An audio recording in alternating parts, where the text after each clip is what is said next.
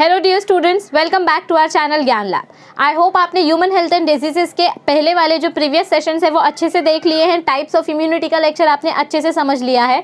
अब आज बढ़ते हैं हम आपके नेक्स्ट सेशन की तरफ। आज के सेशन में हम बात करेंगे different types of immune sales की। इम्यून सेल्स की दो मेजर कैटेगरीज हैं, एक है लिम्फोसाइट्स और एक है एंटीजन प्रेजेंटिंग सेल्स। तो इसी को हम डिटेल में पढ़ने जाएंगे, लेकिन उससे पहले मेरी आपसे एक रिक्वेस्ट है, अब तक अगर आपने सब्सक्राइब नहीं किया है, बहुत सारे ऐसे सब्सक्राइबर्स हैं जिन्होंने मतलब अभी तक सब्सक्राइब नहीं किया है पर वो वीडियोस देखते हैं, तो मेरी आपसे रिक्वेस्ट है, सिंसियर रिक्वेस्ट है कि प्लीज सब्सक्राइब बटन पर क्लिक कर लें ताकि आपको नोटिफिकेशंस मिलते रहे। और सब्सक्राइब बटन के बाजू में जो बेल आइकन होगा उस बेल आइकन को क्लिक करना ना भूलें। तो चलिए स्टार्ट करते हैं आज के सेशन के साथ। अब आज के सेशन में we are going to discuss about different types of immune cells. Okay, so cells of immune systems are categorized into two different groups. The two major groups of the immune cells are lymphocytes and antigen presenting cells. दो सबसे major groups immune cells के कौन से हैं? एक है lymphocyte और एक है antigen presenting cell. lymphocytes के बारे में हमने respiration और circulation वाला जो चैप्टर है आपके सिलेबस का, उसमें हमने ऑलरेडी टॉपिक कवर किया था T सेल्स और B सेल्स के बारे में, लेकिन आज के सेशन में हम वो एक बार फिर से रिवाइज करेंगे ताकि आपका वो कंटेंट रिपीट हो जाए, रिवाइज हो जाए। सो lymphocytes and antigen presenting cells. सबसे पहले lymphocytes देख लेते हैं. What are lymphocytes? So lymphocytes are nothing but they are the main cells of the immune system. lymphocytes जो है ये हमारे immune system का पिलर है. पिलर मतलब ऐसा आप बोल सकते हो कि जिसके बिना हमारी बॉडी के पास कोई पावर ही नहीं है। अगर आपकी बॉडी में कोई इन्फेक्शन होता है या कोई भी ऑर्गेनिज्म जब इन्वेड करता है, एंट्री करता है आपके बॉडी को बीमार करने के लिए, तो आपके बॉडी के जो फाइटर सेल्स है जिनको हम व्हाइट ब्लड सेल्स बोलते हैं, उन्हीं को हम बोलते हैं lymphocytes. So our body's fighter cells are lymphocytes and they are the main cells of immune system. So these are the main cells of the immune system and they arise from where? मतलब ये cells कहाँ से बनते हैं? हमने respiration वाले chapter में देखा था। They arise from stem cells. जैसे RBC जहाँ से बनता है वहीं से आपके WBCs भी बनते हैं, मतलब वहीं से आपके lymphocytes भी बनते हैं। बस थोड़ा सा डिफरेंस होता है फीटस के फॉर्मेशन में और अडल्ट के lymphocytes के फॉर्मेशन में। See, they are the main cells of the immune system and they arise from the stem cells like any other body cell. आपके बॉडी के बाकी के सेल्स जैसे स्टेम सेल से बनते हैं वैसे ही आपके लिम्फोसाइट भी स्टेम सेल से बनते हैं। लेकिन जब आपका मतलब जब कोई बच्चा छोटा होता है फीटस के फॉर्म में, when the mother is still pregnant with the child, when the child is in the form of fetus, जब वो बच्चा फीटस के फॉर्म में है, जब वो बच्चा पेट के अंदर है या पैदा होने के बाद भी, मतलब जब वो बच्चा काफ़ी छोटा रहता है, तो इन्फेंट जो होता है उसके बॉडी में कौन से ऑर्गन में लिम्फोसाइट्स बनते हैं? उसके बॉडी में लिवर में बनते हैं लिम्फोसाइट्स। कहाँ पर बनते हैं? लिवर में, क्योंकि उनकी बॉडी में प्रॉपर बोन मैरो अभी तक डेवलप नहीं हुई होती है। तो अडल्ट्स में ये लिम्फोसाइट्स कहाँ पर बनते हैं? अडल्ट्स में लिम्फोसाइट्स बनते हैं बोन मैरो में। अडल्ट्स में लिम्फोसाइट्स कहाँ पर बनते हैं? बोन मैरो में बनते हैं। लेकिन अगर हम फीटस की बात करें तो फीटस में ये लिम्फोसाइट्स कहाँ बनते हैं? उनके लिवर में। और लिवर में कौन से टाइप के सेल्स होते हैं जो ये प्रोडक्शन में हेल्प करते हैं? मतलब आरबीसी हो या डब्ल्यूबीसी हो, ये दोनों का फॉर्मेशन लिवर में होता है, फीटस के लिवर में होता है। और वो कौन से सेल्स हैं जो ये सेल प्रोडक्शन में हेल्प करते हैं? हीमोसाइटोब्लास्ट।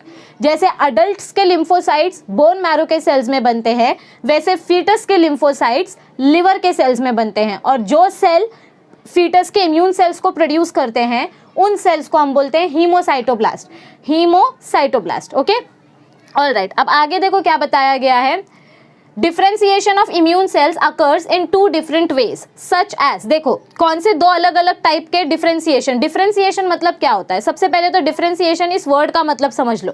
हमने क्या देखा था रेस्पिरेशन एंड सर्कुलेशन वाले चैप्टर में? जब मैं आपको बता रही थी, मैंने तभी भी आपको बताया था कि डिफ्रेंसिएशन वर्ड का मतलब क्या होता है। डिफ्रेंसिएशन मीन्स जब आपका सेल अपनी डेस्टिनी डिसाइड करता है। मतलब ऐसा इमेजिन करो कि आप 10th स्टैंडर्ड तक आपको सारे सब्जेक्ट पढ़ने पड़ते हैं, लेकिन 10th स्टैंडर्ड के बाद आपको डिसाइड करना पड़ता है कि आपको आर्ट्स लेना है, साइंस लेना है, कॉमर्स लेना है, डिप्लोमा लेना है, कोई टेक्निकल फील्ड में जाना है, नॉन वोकेशनल कोर्स करना है, क्या करना है। तो आपको 10th स्टैंडर्ड के बाद कैसे अपना करियर डिसाइड करना पड़ता है, वैसे ही आपके जो स्टेम सेल्स होते हैं, स्टेम सेल्स जैसे अलग अलग टाइप के सेल्स को बनाते हैं, तो वो अलग अलग टाइप के सेल्स को अपना फंक्शन डिसाइड करना होता है कि मैं आरबीसी बनूंगा, आगे जाके मैं डब्ल्यूबीसी बनूंगा, मैं लिवर के टिश्यू का पार्ट बनूंगा, बनूंगा, मैं लंग्स के टिश्यू का पार्ट बनूंगा। तो आपके जो लिम्फोसाइट्स हैं इनका काम है WBC बनाना, ठीक है, मतलब ये इम्यून सेल्स बनते हैं। लेकिन कौन से टाइप के इम्यून सेल्स, क्योंकि इम्यून सेल्स के दो टाइप है, एक होता है बी लिम्फोसाइट्स और एक होता है टी लिम्फोसाइट्स। इम्यून सेल्स हमारे पास कौन से कितने टाइप के हैं, दो टाइप के हैं, मतलब लिम्फोसाइट्स दो टाइप के हैं। इम्यून सेल्स कौन से लिम्फोसाइट्स और एंटीजन प्रेजेंटिंग सेल्स। देखो अच्छे से शांति से सुनो, अगर आपसे पूछा कि दो टाइप के इम्यून सेल्स कौन से हैं तो आप बोलोगे लिम्फोसाइट और एंटीजन प्रेजेंटिंग सेल। लेकिन अगर आपसे पूछा कि लिम्फोसाइट्स कितने टाइप के हैं तो आप बोलोगे लिम्फोसाइट्स भी दो टाइप के हैं, एक बी लिम्फोसाइट और एक टी लिम्फोसाइट। ये दो सेल्स इम्यून सेल्स हैं। लिम्फोसाइट्स के फर्दर कैटेगरीज बी लिम्फोसाइट्स और टी लिम्फोसाइट्स में हुई है। तो ये बी लिम्फोसाइट और टी लिम्फोसाइट बनता बोन मैरो में है, मतलब फीटस में ये लिवर में बनते हैं और अडल्ट्स में बोन मैरो में बनते हैं। लेकिन इनका मैचुरेशन कहाँ पर होता है, अच्छे से सुनो मैं क्या बोल रही हूँ। इनका साइट ऑफ प्रोडक्शन मतलब ये बनते कहाँ पर हैं, बोन मैरो में बनते हैं। अडल्ट्स का एग्जाम्पल लेते हैं तो ये बनते कहाँ पर हैं, ये बोन मैरो में बनते हैं। लेकिन मैच्योर कहाँ पर होते हैं वो आपको समझना है। तो दो तरीके का मैचुरेशन होता है, डिफरेंशिएशन मतलब maturation. So differentiation of immune cells occurs in two different ways. ये जो आपके लिम्फोसाइट्स हैं वो दो अलग अलग तरीके से मैच्योर होते हैं। कुछ लिम्फोसाइट्स बी लिम्फोसाइट्स बनते हैं, कुछ लिम्फोसाइट्स टी लिम्फोसाइट्स बनते हैं। तो कौन से लिम्फोसाइट्स बी लिम्फोसाइट्स बनते हैं, इन गट एसोसिएटेड बर्सल लिम्फोइड टिश्यूज। जो लिम्फोसाइट्स आपके बर्सल टिश्यू मतलब आपके लिम्फोइड टिश्यूज में मैच्योर होंगे, जो लिम्फोसाइट्स आपके लिम्फोइड टिश्यू में मैच्योर होंगे, बर्सल लिम्फोइड मतलब आपके डाइजेस्टिव सिस्टम से जो टिश्यू एसोसिएटेड है, गट एसोसिएटेड मतलब क्या होता है, डाइजेस्टिव स्टमक से रिलेटेड जो टिश्यूज हैं। सो जो लिम्फोसाइट्स आपके गट एसोसिएटेड लिम्फोइड टिश्यूज के पास मैच्योर होंगे, जैसे कि टॉन्सिल्स, ये भी डाइजेस्टिव सिस्टम और रेस्पिरेटरी सिस्टम का ही पार्ट है। सो टॉन्सिल्स हो गया, पेयर्स पैचेस हो गए, ये भी लंग्स के पास ही के ऑर्गन है। Okay, so in gut associated bursal lymphoid tissue when your lymphocytes mature, those lymphocytes are called B lymphocytes। जो lymphocytes बर्सल टिश्यू में मैच्योर हो रहे हैं, कौन से टिश्यू में, बर्सल टिश्यू। बर्सल एक साइंटिस्ट का नाम था जिन्होंने पता किया कि बी लिम्फोसाइट्स यहाँ पर मैच्योर होते हैं। तो जो लिम्फोसाइट्स, देखो आपके पास मिलियंस ऑफ लिम्फोसाइट्स प्रोड्यूस हो रहे हैं, मतलब मिलियंस नहीं, थाउजेंड्स ऑफ लिम्फोसाइट्स प्रोड्यूस हो रहे हैं, थाउजेंड्स ऑफ लिम्फोसाइट्स। उसमें से कुछ लिम्फोसाइट्स लिम्फोइड टिश्यू के पास जाएंगे, कुछ लिम्फोसाइट्स थाइमस के पास जाएंगे। कहाँ पर जाएंगे, थाइमस के पास। बॉडी में थाइमस कहाँ पर प्रेजेंट होता है पता, आपको वो कमेंट सेक्शन में आंसर करना है, इतना आपको पता होना चाहिए। 11th स्टैंडर्ड में आपने पूरा पढ़ा था। Okay, human skeleton and locomotion वाला जो चैप्टर था उसमें हमने एक एक ऑर्गन के बारे में पढ़ा था। सो थाइमस कहाँ पर होता है ये आपको कमेंट सेक्शन में मेंशन करना है। ओके, सो देखो मैं क्या बोल रही हूँ कि जब आपके बी लिम्फोसाइट्स बर्सल टिश्यू में मैच्योर होते हैं तो उनको आप बोलते हो बी लिम्फोसाइट्स, और जब आपके लिम्फोसाइट्स थाइमस ग्लैंड में मैच्योर होते हैं, कहाँ पर, थाइमस ग्लैंड में, तब उन लिम्फोसाइट्स को हम बोलते हैं टी लिम्फोसाइट्स। कैसे याद रखोगे, थाइमस स्टार्ट्स फ्रॉम टी, तो जो लिम्फोसाइट्स थाइमस के पास मैच्योर होंगे उनको हम टी लिम्फोसाइट्स बोलेंगे, जो lymphocytes lymphoid tissue bursal lymphoid tissue में मैच्योर होंगे उनको हम बोलेंगे बी लिम्फोसाइट्स। सो अभी तक हमने क्या देखा, इम्यून सेल्स दो टाइप के बताए गए हैं, lymphocyte and antigen presenting sales. दोनों में से सबसे इंपॉर्टेंट सेल्स कौन से हैं, लिम्फोसाइट्स। लिम्फोसाइट्स के मतलब लिम्फोसाइट्स कहाँ पर प्रोड्यूस होते हैं, स्टेम सेल्स में प्रोड्यूस होते हैं।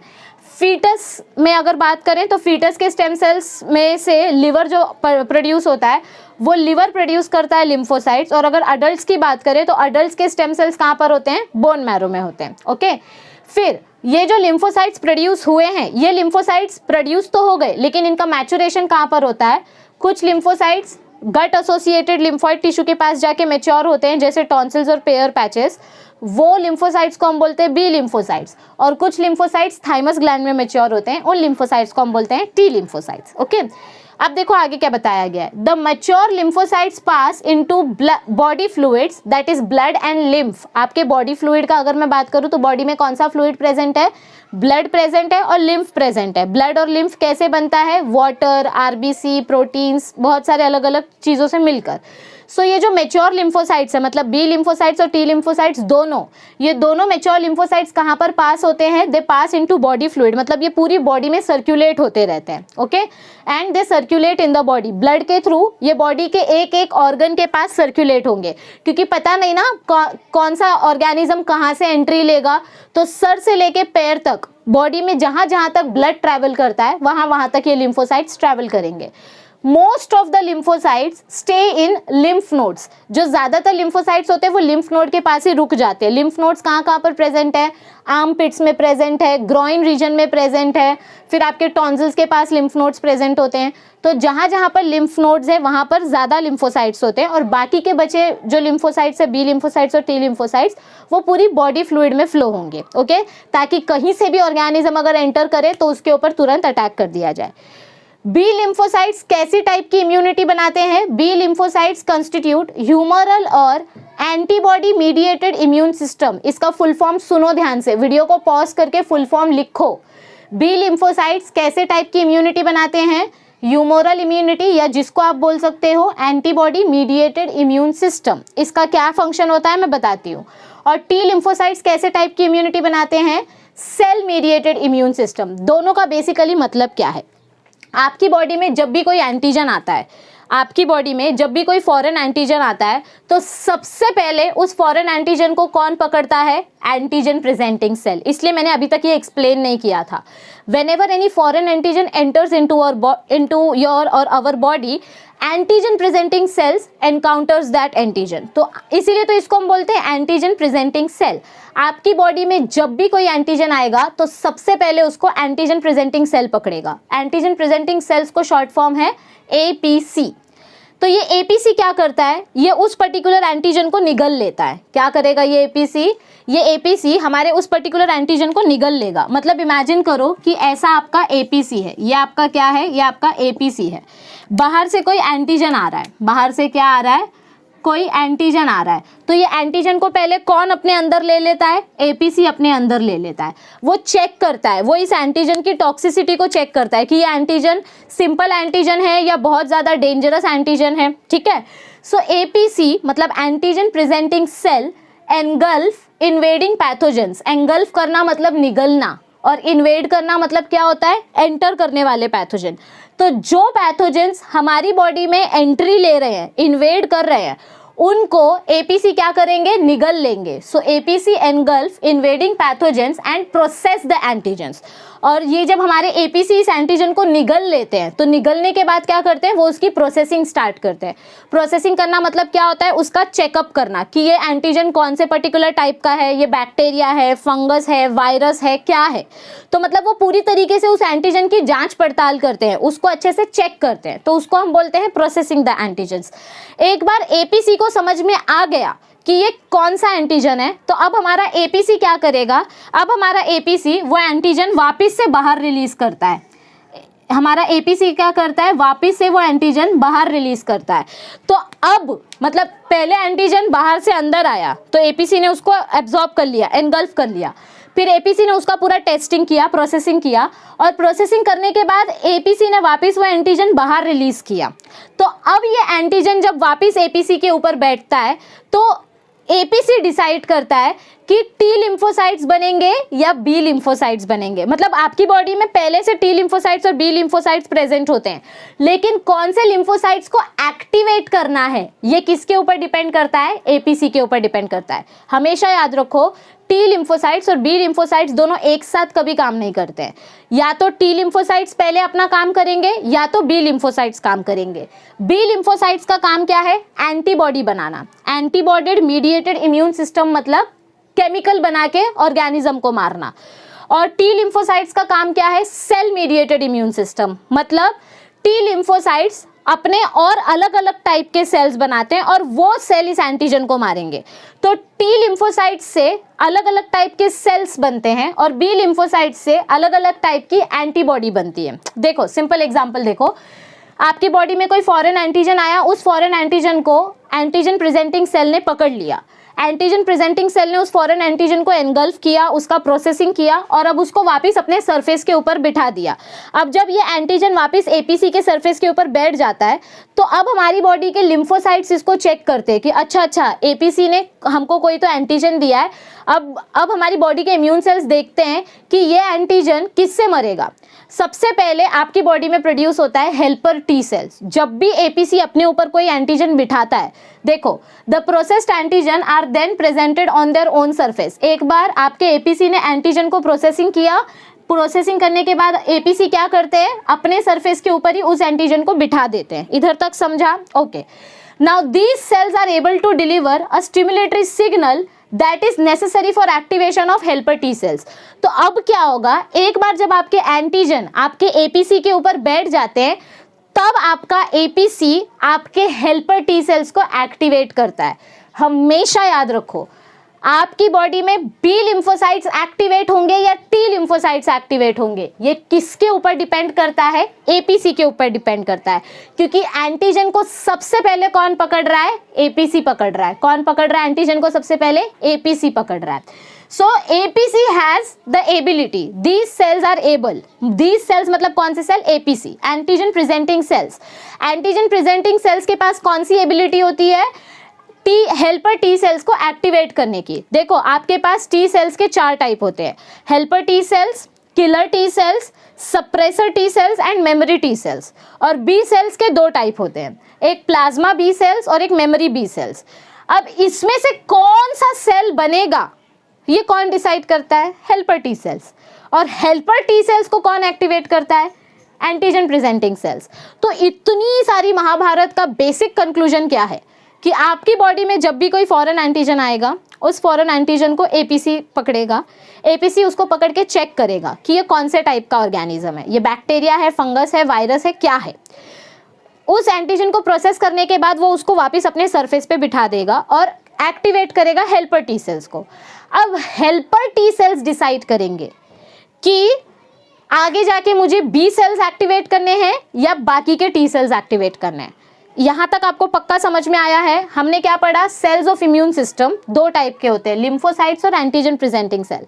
लिम्फोसाइट्स इम्यून सिस्टम के मेन सेल्स होते हैं, क्योंकि एट द एंड लिम्फोसाइट्स की मदद से ही आपका बैक्टीरिया मरने वाला है। लेकिन बैक्टीरिया को या कोई भी फॉरेन एंटीजन को सबसे पहले पहचानने का काम कौन करता है? Antigen presenting cells. तो यहाँ तक आपको पक्का समझ में आया है? Are you sure? ओके। तो अब हमने कहाँ पर अपना पॉइंट रोका था कि एंटीजन प्रेजेंटिंग सेल ने हेल्पर टी सेल को एक्टिवेट किया। अब पूरी रिस्पॉन्सिबिलिटी हेल्पर टी सेल्स के ऊपर है कि वो आगे जाके अलग टाइप के टी सेल्स बनाए या फिर बी सेल्स रिलीज करे।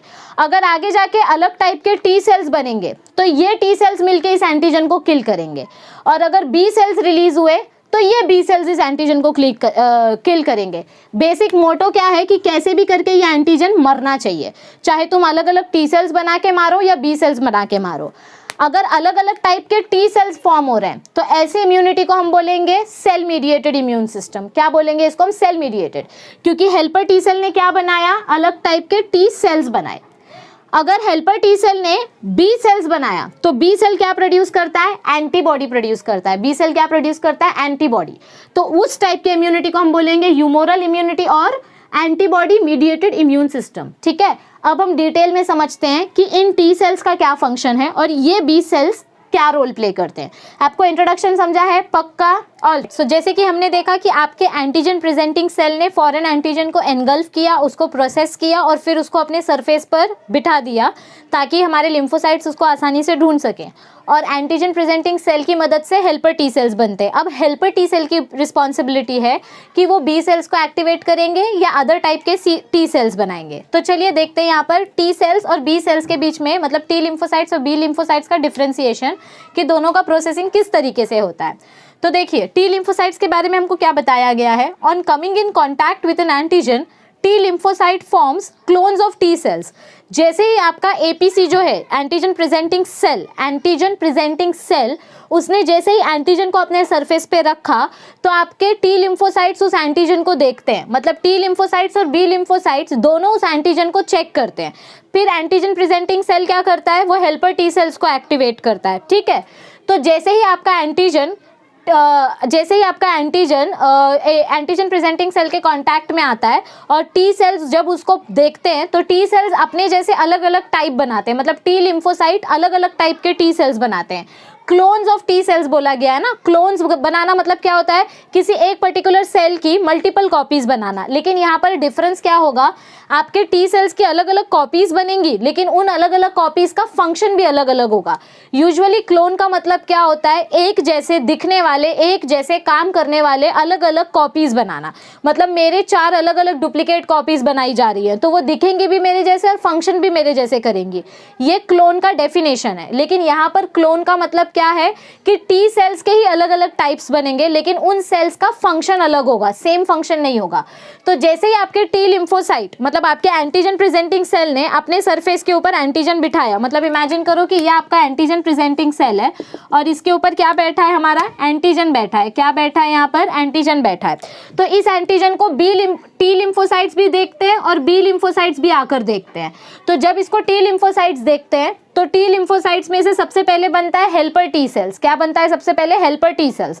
और हेल्पर टी सेल्स डिसाइड करेगा कि मुझे आगे के टी सेल्स बनाने हैं या फिर ये एंटीजन को बी लिम्फोसाइट्स हैंडल करेंगे। तो देखो बी लिम्फोसाइट्स का फर्स्ट पॉइंट क्या बताया जा रहा है कि बी लिम्फोसाइट्स दोनों तरीके से काम करता है। बी लिम्फोसाइट खुद भी डायरेक्ट एक्टिवेट हो सकता है एंटीजन को देखकर, या फिर B lymphocytes helper T cells की मदद से भी एक्टिवेट होता है। देखो कंफ्यूज नहीं होना है। हमने क्या बोला कि एंटीजन को पहले कौन प्रोसेस करेगा, एंटीजन प्रेजेंटिंग सेल उसको प्रोसेस करेगा और उसको अपने सरफेस पे बिठा देगा। जैसे ही एंटीजन प्रेजेंटिंग सेल एंटीजन को अपने सरफेस पे बिठाएगा वैसे ही हेल्पर टी सेल्स एक्टिवेट होंगे, ठीक है। लेकिन हेल्पर टी सेल्स कैसे एक्टिवेट हुए, टी लिम्फोसाइट ने आकर उसको देखा तभी हेल्पर टी सेल्स बने और तभी हेल्पर टी सेल्स एक्टिवेट हुए, ठीक है। तो हेल्पर टी सेल्स एक्टिवेट होकर क्या डिसाइड करते हैं कि ये वाला एंटीजन मेरे से हैंडल हो सकता है कि नहीं, मतलब this particular antigen can be handled by other T cells और नॉट। अगर ये एंटीजन दूसरे टी सेल से हैंडल हो सकता है तो एंटीबॉडी बनाने की ज़रूरत नहीं है। लेकिन अगर समझो ये एंटीजन ज़्यादा डेंजरस है और ये टी सेल्स भी इसको हैंडल नहीं कर पाएंगे तो हमारा हेल्पर टी सेल क्या करता है, वो बी सेल को एक्टिवेट करता है। तो बी सेल 2 तरीके से एक्टिवेशन होता है। बी सेल डायरेक्ट, मतलब बिना हेल्पर टी सेल्स की मदद से डायरेक्ट, अगर बी सेल ने हमारे एंटीजन को देख लिया और उसको पता चल गया कि ये टी सेल से हैंडल होने वाला नहीं है, ये मुझसे ही हैंडल होने वाला है, तो बी सेल खुद को डायरेक्ट एक्टिवेट कर लेगा, मतलब एंटीजन प्रेजेंटिंग सेल उसके एक्टिवेशन में हेल्प करेंगे। या कभी कभी जब बी सेल खुद उसको चेक नहीं कर पाता है, डिटेक्ट नहीं कर पाता है, तो helper T cells B cell को बोलते हैं कि यह एंटीजन हमसे नहीं संभलेगा, इसको तुम संभालो। अगर वो एंटीजन सिंपल है तो हमको बी लिम्फोसाइट्स की जरूरत ही नहीं पड़ेगी। क्या बोला मैंने, अगर वो एंटीजन सिंपल है तो हमको बी लिम्फोसाइट्स की जरूरत नहीं पड़ेगी। Let's see. ओके, सो आपका जब भी आपके टी लिम्फोसाइट्स किसी भी एंटीजन के कांटेक्ट में आते हैं तो वो अलग अलग टाइप के टी सेल्स बनाते हैं। सबसे पहला कौन सा टी सेल बनता है, हेल्पर टी सेल बनता है। Sensitised helper T cells produce lymphokines. Lymphokine एक ऐसे टाइप का केमिकल है जो आपके सेल को, मतलब मल्टीपल सेल्स बनाने की कैपेसिटी देता है। See these sensitised helper T sales, sensitised helper T cells मतलब ऐसे टी सेल्स जो एंटीजन के कांटेक्ट में आ गए हैं। किसके कांटेक्ट में आ गए, एंटीजन के कांटेक्ट में आ गए हैं। तो अब इन हेल्पर टी सेल को पता चल गया है कि बॉडी में कुछ तो खतरा हो रहा है, तो अब मुझे अपना प्रोटेक्शन का काम स्टार्ट करना पड़ेगा। इसको हम बोलते हैं sensitisation. So sensitised helper T cells they produce what, they will produce lymphokine. Lymphokine is a particular type of chemical which will help in the production of other T cells. So they produce lymphokains which performs several functions. ये लिम्फोकाइन के अलग अलग function है। लिम्फोकाइन के क्या क्या functions हैं? पहला फंक्शन क्या है लिम्फोकाइन का, proliferation of other T sales. Proliferation means production. Proliferation मतलब क्या होता है, प्रोडक्शन। तो आपका जब हेल्पर टी सेल एक्टिवेट हो जाता है तो वो हेल्पर टी सेल क्या करेगा, वो डिसाइड करेगा कि मुझे अदर टी सेल्स बनाने चाहिए या फिर मुझे एंटीबॉडी की मदद लेनी चाहिए। दोनों एक साथ नहीं होगा, या तो अदर टी सेल्स बनेंगे या तो एंटीबॉडी की मदद ली जाएगी। तो आपके जो लिम्फोकाइंस है, ये लिम्फोकाइंस कब बने, जब आपका हेल्पर टी सेल एक्टिवेट हुआ। तो हेल्पर टी सेल एक्टिवेट होकर लिम्फोकाइन बनाता है और लिम्फोकाइंस डिसाइड करते हैं कि मुझे अदर टाइप के टी सेल्स प्रोलिफरेट करने हैं, मतलब प्रोड्यूस करने हैं, या फिर मुझे बी लिम्फोसाइट्स को स्टिमुलेट करना है। दोनों एक साथ नहीं होगा, या तो टी सेल्स बनेंगे या तो बी लिम्फोसाइट एक्टिवेट होगा। So lymphokines perform several functions like proliferation of other T cells. Proliferation means production of other T cells, and stimulation of B lymphocytes. Stimulation of B lymphocytes means activation of B lymphocytes. मतलब T cells से अगर बात नहीं बनी तो B cells को activate किया जाएगा. और मैक्रोफेजेस बनाने के लिए भी कौन सा केमिकल रिस्पॉन्सिबल होता है? लिम्फोकाइंस. मतलब lymphokines also help in the production of macrophage. Macrophage क्या करता है? किसी भी टाइप के बैक्टीरिया को सीधा निगल लेता है, पैकमैन के जैसा एनगल्फ कर लेता है. Okay, so this is the function of helper T cells, to produce other type of T cells और to stimulate B cell. Okay, all right. अगर समझो कि हेल्पर टी सेल ने अदर टाइप के टी सेल्स बनाए, तो other type के T cells कौन से होते हैं? हमने अब भी देखा था. एक होता है किलर टी सेल, एक होता है सप्रेसर टी सेल और एक होता है मेमोरी टी सेल्स. तो सबसे पहले देखो किलर टी सेल का क्या काम है. अब नाम से ही आपको क्या समझ में आ रहा है कि ये ऐसा टाइप का सेल है जो डायरेक्ट एंटीजन को किल कर देगा. कैसे किल करेगा? See, they directly attack and destroy invading microbes. आपकी बॉडी में जो भी एंटीजन घुस रहा है, आपके सेल को नुकसान पहुंचाने की कोशिश कर रहा है, उस सेल के ऊपर हमारे किलर टी सेल्स अटैक करके उसको तुरंत खत्म कर देते हैं. Okay, so they directly attack and destroy invading microbes, infected body cells. मतलब आपके बॉडी में जो भी इन्फेक्टेड सेल्स होंगे जिनके ऊपर उस एंटीजन ने इन्फेक्शन फैला दिया है, उन इन्फेक्टेड सेल्स को भी हमारे टी सेल्स किल कर देते हैं. And they also kill cancer cells. Cancer cells क्या होते हैं? हमारी ही बॉडी के अनकंट्रोल्ड सेल्स. मतलब जब हमारे सेल्स कंट्रोल के बाहर हो जाते हैं और वो कंटिन्यूस ग्रो होते जाते तो वो ट्यूमर बन जाते हैं. तो उस ट्यूमर को हम कैंसरस ट्यूमर बोलते हैं. सो उनको खत्म करने का काम किसका होता है? किलर टी सेल्स का. Okay, so they attack directly and destroy the microbes, infected body cells and cancer cells. लेकिन कैसे किल कर रहे हैं वो? उनके पास चाकू या गोली तो है नहीं कि वो गोली मार के किसी भी सेल को मार देंगे. वो कैसे किल करते हैं? By secreting perforin. Perforins, perforation मतलब होल बनाना. आपका कोई भी सेल है, सेल के अंदर अगर मैं होल बना दूं तो क्या हो जाएगा? सेल का सारा साइटोप्लाज्म बाहर आ जाएगा, सेल के पास कुछ न्यूट्रिएंट्स ही नहीं बचेंगे. तो हमारे किलर टी सेल्स क्या करते हैं? वो हमारे इन्फेक्टेड सेल के ऊपर या कैंसर सेल के ऊपर अटैक करते हैं और एक एक करके सारे सेल्स में होल्स करना प्रोड्यूस कर देते हैं. सेल्स में जब होल्स प्रोड्यूस होते हैं, see these perforin they form holes in the cell. Holes करते वक्त वो साथ में और टॉक्सिक केमिकल भी सेक्रीट करते हैं. मतलब एक सेल के पास किलर टी सेल जाएगा, उसमें होल करेगा और उसमें दूसरा केमिकल भर देगा. फिर दूसरे सेल के पास टी सेल जाएगा, किलर टी सेल, उसमें होल करेगा और उसमें दूसरा केमिकल रिलीज कर देगा. और वो केमिकल इतना ज़्यादा डेंजरस होता है कि हमारा सेल, एक तो पहले ही उसमें होल हो चुका है, उसके सारे न्यूट्रिएंट्स बाहर जा चुके हैं, और दूसरी बात हमने उसमें और डेडली केमिकल भर दिया जिसके वजह से वो सेल बच ही नहीं सकता और सारे इन्फेक्टेड सेल्स या माइक्रो ऑर्गेनिजम्स मर जाते हैं. तो किलर टी सेल्स कैसे अटैक करते हैं? वो डायरेक्टली माइक्रो ऑर्गेनिज्म के ऊपर अटैक करते हैं, उनके अंदर परफोरिन रिलीज करते हैं. इस परफोरिन के वजह से सेल में होल बनता है. होल के साथ साथ उसमें अलग केमिकल्स भी रिलीज किए जाते हैं जिसके वजह से सेल की डेथ हो जाती है. और इसीलिए इस टी सेल को हम बोलते हैं किलर टी सेल या cytotoxic T cell. Cytotoxic means ऐसा टी सेल जो हमारे सेल के लिए टॉक्सिक है. साइटो मतलब सेल, टॉक्सिक मतलब डेंजरस. तो ऐसे टी सेल्स जो हमारे सेल के लिए डेंजरस है, ऐसे टी सेल को हम बोलते हैं साइटोटॉक्सिक. Okay, all right. अब थर्ड टाइप का किलर टी सेल्स कौन सा है? जब आपके किलर टी सेल्स रिलीज होते हैं ना बॉडी में, तो वो ये किलर टी सेल्स क्या करेंगे? आपके बॉडी में घुसे हुए माइक्रो ऑर्गेनिजम्स को मारना स्टार्ट करेंगे. लेकिन मारते मारते कहीं ऐसा ना हो जाए कि इन्फेक्टेड सेल को मारते मारते हम बॉडी के अच्छे सेल्स को भी मारने लगे. तो ऐसे में सप्रेसर टी सेल्स क्या करेंगे? These cells suppress entire immune system against attack on our own body cells. मतलब हमारे बॉडी के फाइटर सेल्स हमारे ही बॉडी के हेल्दी सेल्स के ऊपर अटैक ना करें, इसीलिए सप्रेसर टी सेल्स क्या करते हैं? बॉडी के सारे हेल्दी सेल्स को प्रोटेक्ट कर देते हैं. मतलब ये सप्रेसर टी सेल्स ऐसे केमिकल्स रिलीज करते हैं जिसकी मदद से बॉडी का इम्यून सिस्टम खुद को प्रोटेक्ट रखता है, सिर्फ बाहर से आए हुए एंटीजन को मारता है. इसीलिए इसको हम बोलते हैं suppressor T cell. Suppressor T cell मतलब इम्यून सिस्टम को सप्रेस करना. लेकिन अगर इम्यून सिस्टम को हमने दबा दिया, सप्रेस करना मतलब दबाना, अगर इम्यून सिस्टम को दबा दिया तो एंटीजन तो मजे में घूमेगा. इम्यून सिस्टम को हम कैसे दबाते हैं? उसको सिर्फ अपनी बॉडी सेल्स पर अटैक करने से रोकते हैं. लेकिन अगर बाहर का कोई एंटीजन आया तो हमारे टी सेल्स को पता चल जाएगा कि ये बॉडी का सेल नहीं है, ये बाहर से आया है.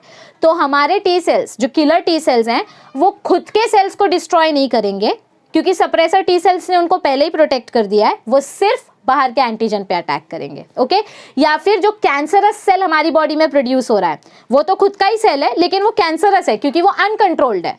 हमारी बॉडी में जब भी कोई चीज कंट्रोल के बाहर हो जाती है तो उसको भी काट के फेंक दिया जाता है। तो ऐसे ही कैंसरस सेल्स को भी हमारे किलर टी सेल्स किल कर देंगे। So that is the function of suppressor T cells, to protect the immune system from attacking our own body cells. Okay, and the last one is memory T cells. memory T cells का काम क्या होगा, समझो पहले बार में अगर कोई particular type का एंटीजन बॉडी में आया तो इस एंटीजन के बारे में हमारे मेमोरी सेल्स पूरा मेमोरी स्टोर कर लेते हैं ताकि नेक्स्ट टाइम जब वो एंटीजन आए तो उसको मारने के लिए हमको ज़्यादा टाइम ना लगे, मतलब हमारे टी सेल्स को ज़्यादा टाइम ना लगे, तुरंत फटाफट वो उसको किल कर दे। क्योंकि एक बार अगर कोई एंटीजन बॉडी में आ जाता है तो उसको कैसे ख़त्म करना है ये प्रोसेस हमको पहले से पता होता है। तो memory T cells, these are previously sensitised cells which retain the sensitisation memory for a long time. मतलब ये पहले से मेमोरी टी सेल्स पहले ही उस एंटीजन को पहचान चुके होते हैं क्योंकि एक बार वो एंटीजन पहले ही आ गया है। तो जब भी कोई एंटीजन पहली बार आता है तो ये मेमोरी टी सेल्स उसकी सारी इंफॉर्मेशन को रिटेन कर लेते हैं। रिटेन मतलब स्टोर कर लेते हैं। और जैसे ही सेकेंड टाइम सेम एंटीजन आपकी बॉडी में आएगा तो सेकेंड टाइम आपको उस एंटीजन को मारने में ज़्यादा टाइम नहीं लगेगा क्योंकि आपके मेमोरी टी सेल्स को पहले से पता होगा कि यही एंटीजन हमारी बॉडी में पहले भी आया था तो अब इसको ऐसे ऐसे करो, ये फटाक से मर जाएगा। ठीक है, जैसे एक बार घर में चोरी होती है तो दूसरी बार हम रेडी रहते हैं कि सेकेंड टाइम अगर सेम चोर आया तो उसको कैसे पकड़ना है, क्योंकि फर्स्ट टाइम अगर वो दरवाजे से आया था तो अब नेक्स्ट टाइम हम दरवाजा, खिड़की, गैलरी सब बंद रखेंगे, बराबर ना। तो वैसे ही मेमोरी टी सेल्स सारी मेमोरी स्टोर करके रखते हैं ताकि सेकेंड एनकाउंटर जब हो एंटीजन का तो उसके अगेंस्ट डिफेंस मैकेनिज्म फास्ट हो सके। सो this is the functioning of T lymphocytes. Okay, लेकिन अगर समझो हेल्पर टी सेल्स जो थे, हमारे हेल्पर टी सेल्स जो थे उन्होंने किलर टी सेल्स बनाया ही नहीं, या उन्होंने सप्रेसर टी सेल भी नहीं बनाया और मेमोरी टी सेल भी नहीं बनाया, हमारे हेल्पर टी सेल्स ने बी सेल को एक्टिवेट किया, तो कैसे एंटीजन मरेगा।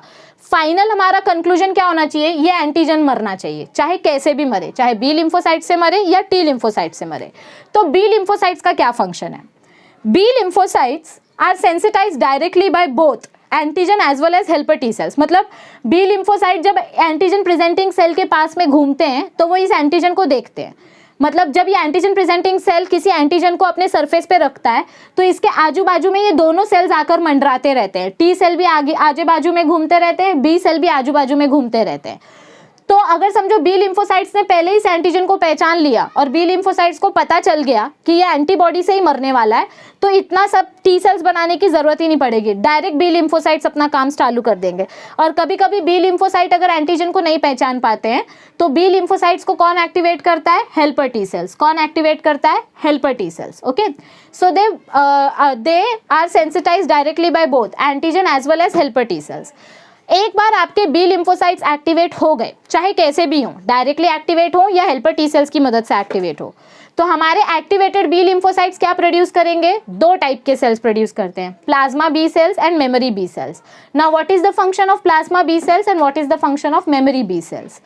Plasma B cells, it produces specialized glycoproteins called antibodies. ये प्लाज्मा बी सेल्स क्या बनाएंगे, इस एंटीजन को किल करने के लिए स्पेशल एंटीबॉडी बनाएंगे। एंटीबॉडी मतलब एक टाइप का प्रोटीन केमिकल, इसीलिए उसको हम बोलते हैं ग्लाइकोप्रोटीन।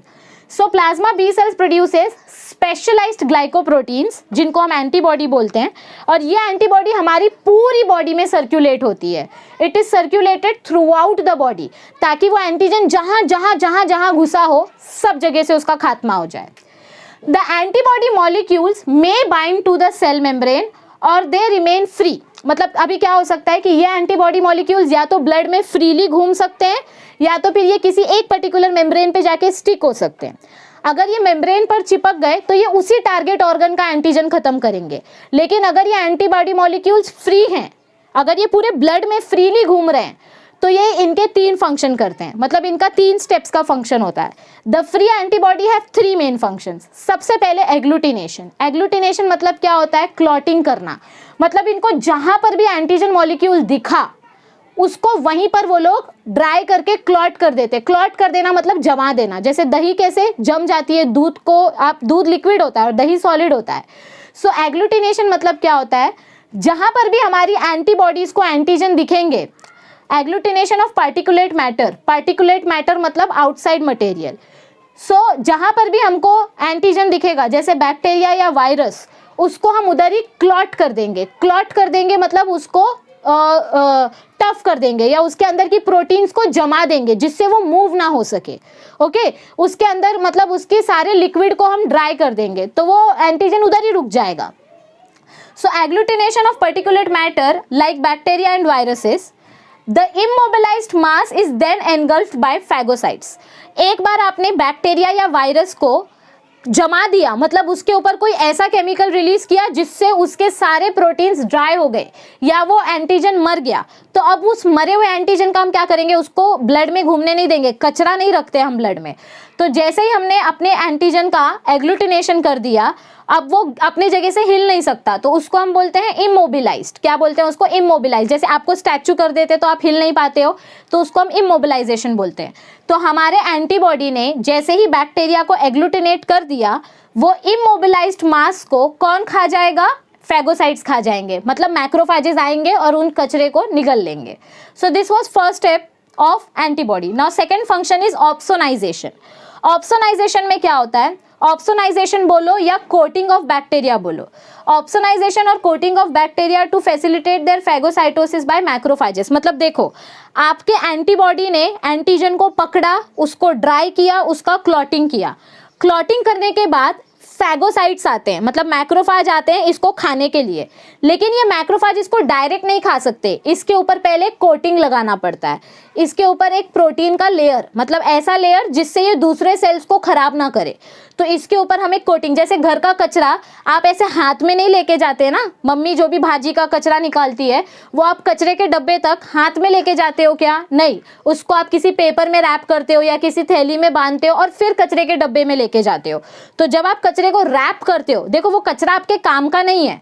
ये एग्लूटिनेटेड मास जो है, ये इमोबिलाइज्ड सेल्स जो हैं, ये अपने काम के नहीं है, लेकिन हम इसको डायरेक्ट भी नहीं फेंक सकते। इसको हमको पहले ऑप्सोनाइजेशन करना पड़ता है। ऑप्सोनाइजेशन मतलब इनके बाहर एक कोटिंग बनानी पड़ती है, एक लेयर बनानी पड़ती है, और फिर मैक्रोफेजेस उस पर्टिकुलर सेल को पहचानते। नहीं तो देखो, मैक्रोफेज को कैसे पता चलेगा कि कौन सा सेल जिंदा है और कौन सा सेल मरा हुआ है? मतलब इमेजिन करो कि ये आपका मैक्रोफेज है, ठीक है, और हमारे ऐसे दो टाइप के सेल्स हैं, मतलब इधर पे एक सेल है और इधर पे एक ये सेल है। अभी इमेजिन करो इसमें से ये वाला जिंदा सेल है बॉडी का और ये वाला डेड बैक्टीरिया है। ब्लैक वाला डेड बैक्टीरिया और रेड वाला लाइव सेल है। अब मैक्रोफेज को कैसे पता चलेगा कि मुझे किसको खाना है? तो हमारा एंटीबॉडीज क्या करते हैं, हमारे एंटीबॉडीज इस मरे हुए मैक्रोफेज के बाजू में एक कोटिंग बना देते हैं, जिसकी मदद से ये मैक्रोफेज इसको आसानी से पहचानता है और उसको निगल लेता है। तो मैक्रोफेज मरे हुए एंटीजन को पहचान सके, इसीलिए उसके ऊपर ऑप्सोनाइजेशन किया जाता है। तो सबसे पहले हमने एग्लूटिनेशन किया, मतलब अपने बैक्टीरिया को स्टैचू किया, उसका पूरा मटेरियल ड्राई कर दिया, तो वो बैक्टीरिया मर गया। मरने के बाद उसका हमने ऑप्सोनाइजेशन किया, उसके ऊपर एक कोटिंग लेयर बनाई ताकि माइक्रोफेज उसको पहचान सके और उसका फैगोसाइटोसिस कर सके। फैगोसाइटोसिस करना मतलब निगल लेना, एनगल्फ कर लेना। और फिर थर्ड स्टेप क्या होता है, neutralisation of toxins are released in bacteria, released by bacteria, for example tetanus toxin.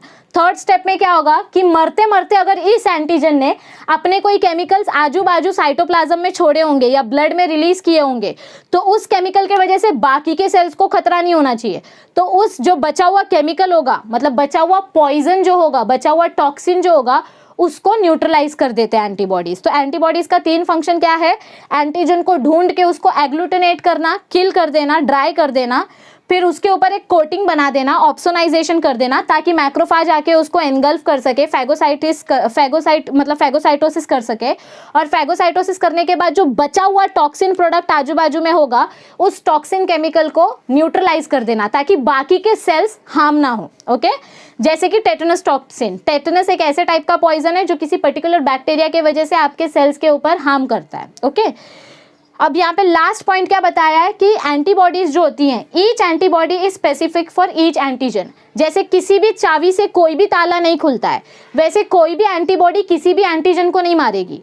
हर एक एंटीबॉडी हर एक एंटीजन के लिए स्पेसिफिक होती है। मतलब बैक्टीरिया के लिए स्पेसिफिक एंटीबॉडी, वायरस के लिए स्पेसिफिक एंटीबॉडी, फंगस के लिए स्पेसिफिक एंटीबॉडी। तो हर एक पर्टिकुलर एंटीजन के लिए एक स्पेसिफिक एंटीबॉडी है।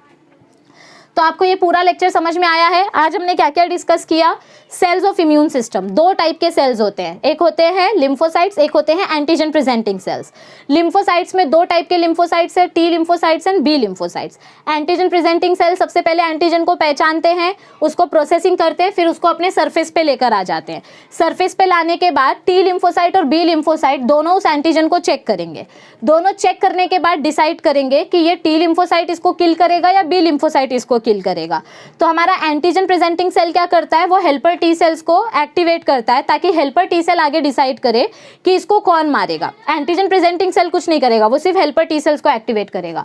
तो आपके हेल्पर टी सेल्स क्या करते हैं? हेल्पर टी सेल्स इस एंटीजन को चेक करेंगे और वो देखेंगे कि अच्छा ये एंटीजन अगर टी सेल से मर सकता है तो टी सेल ही मारेगा इसको, और अगर टी सेल से नहीं मरेगा तो बी लिम्फोसाइट्स इसको मारेंगे। सो कौन से फिर टी सेल्स बनते हैं? Killer T cells, suppressor T sales, memory T cells. और अगर टी सेल से वो एंटीजन नहीं मरा तो फिर एंटीबॉडी रिलीज होती है। एंटीबॉडी कौन से सेल से बनती है? प्लाज्मा सेल्स से। प्लाज्मा सेल्स से बनने के बाद लास्ट फंक्शन होता है मेमोरी बी सेल्स का। मेमोरी बी सेल्स का क्या फंक्शन होता है बच्चा लोग? मेमोरी सेल्स का फंक्शन होता है कि उस पर्टिकुलर एंटीजन के बारे में मेमोरी अपने दिमाग में स्टोर करके रखना, ताकि सेकेंड टाइम अगर वो एंटीजन आए तो आपको वापस से पूरा नया प्लाज्मा सेल्स ना बनाना पड़े। पहले से आपके पास एंटीबॉडी होगी तो उस एंटीबॉडी से आप उस एंटीजन को मार दोगे। इसीलिए हमने बोला कि हर एक एंटीजन के लिए एक स्पेसिफिक एंटीबॉडी होती है। तो इसीलिए मेमोरी सेल्स का क्या काम होता है? हर एक एंटीजन की इंफॉर्मेशन को स्टोर करके रखना, ताकि सेकेंड टाइम अगर सेम एंटीजन आया तो हमको नया एंटीबॉडी नहीं बनाना पड़ेगा, पहले से हमारे पास वो एंटीबॉडी प्रिपेयर्ड होगी, उससे हम डायरेक्ट अपने एंटीजन को किल कर सकते हैं। तो आई होप आपको आज का सेशन अच्छे से समझ में आया होगा। मेक श्योर, मैंने एक क्वेश्चन पूछा था स्टार्टिंग में कि थाइमस ग्लैंड कहाँ पर प्रेजेंट होता है, आपको वो कमेंट सेक्शन में आंसर करना है। वीडियो अच्छी लगी है तो लाइक बटन पे ज़रूर क्लिक करना, फ्रेंड्स के साथ शेयर कर देना, और जितना हो सके उतना अच्छे से सेल्फ स्टडी करो, खुद के नोट्स बनाओ, जैसे मैंने अभी लिख कर दिए हैं आपको नोट्स, ऐसे खुद के नोट्स बनाओ, और प्लीज़ प्लीज़ प्लीज़ फ्रेंड्स के साथ जितना हो सके उतना शेयर करो। हम आगे का लेक्चर जल्दी लेकर आएंगे। अच्छे से पढ़ो। All the best. Thank you. See you soon. Stay tuned.